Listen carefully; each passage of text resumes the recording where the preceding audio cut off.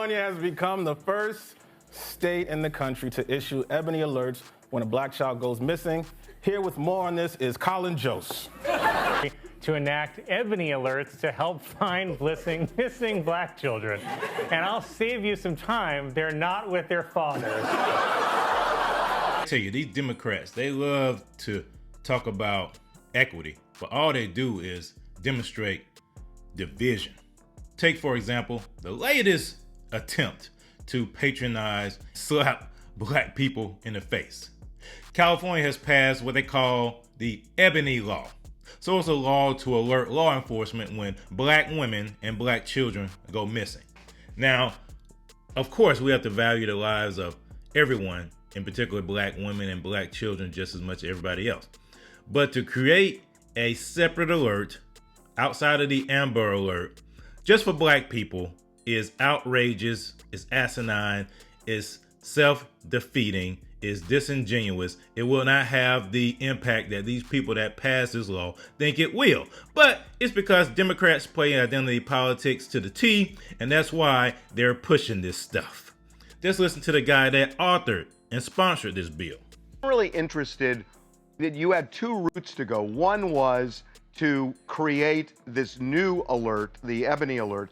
The other would have been to call the police on the carpet and say, we're going to monitor what you do with an Amber Alert and make sure you're representing us. Why did you choose the former? Because we've called law enforcement on the carpet for decades as it relates to disparities and the lack of resources when it comes to addressing crime of any nature in the African-American community. So we felt it was a time for action. No one questioned when we passed the Feather Alert last year for the missing indigenous individuals that we know are missing every year in the state and this nation. Boy, these Democrats really love to play this identity politics. Did you hear him? They passed a Feather Alert for indigenous people, as well as our Silver Alert for our seniors who come up missing. So this speaks to the need. The data clearly speaks to it, understanding that African Americans make up only 13% of the state and this nation's population, but young black kids make up 38% of those who are missing, and very rarely is law enforcement or media engaged in helping find them. So we felt the time was now. Senator, do you feel like the response in general by the media to missing children, whether they be black or white or Latino, whatever, that there's enough response here?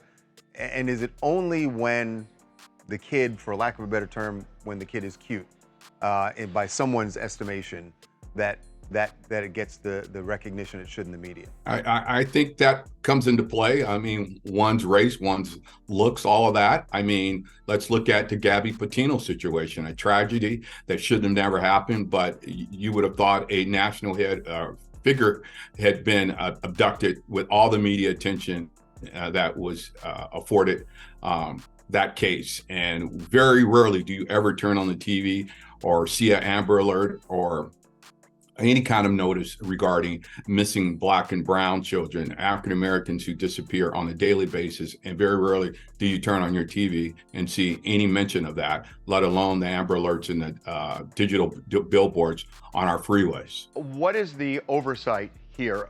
Is there somebody or an agency, somebody looking for accountability? We're hoping, again, the Highway Patrol will have the first bite at the apple of whether it should be initiated. We will be monitoring that. Again, the data clearly speaks that why this is important. So we're going to do our own monitoring, but as we see it evolve, if we need to expand and add some guardrails to make sure that it's implemented in a manner in which it's needed and was determined, we will do that going forward as well. Now you see that.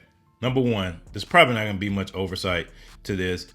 If the Amber Alert is not successful, what do you think this Ebony Alert is going to do? If law enforcement was slow to find children that were missing as a result of an Amber Alert, if people were slow to report a child missing because of an Amber Alert, what do you think is going to happen for this Ebony Alert? And just think about it if it was reversed. Just think if they came up with an Ivory Alert for missing white children and missing white women. I wonder what the reaction would be. But speaking of reaction, let's look at some of the comments to this new Ebony Law.